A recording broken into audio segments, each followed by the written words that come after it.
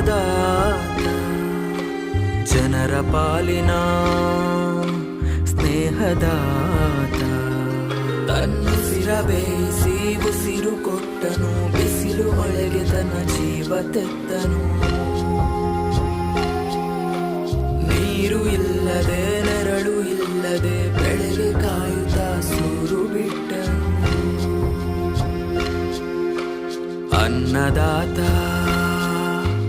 ಅನ್ನದಾತ ನಮಗೆ ನೀವೇ ದೇವದೂತ ನಿಸ್ವಾರ್ಥ ಸೇವಿನಿ ಶ್ರಮದ ಯೋಗಿನಿ ಭೂಮಿ ಬಿತ್ತುವ ಮಹಾನ್ ಜ್ಞಾನಿನಿ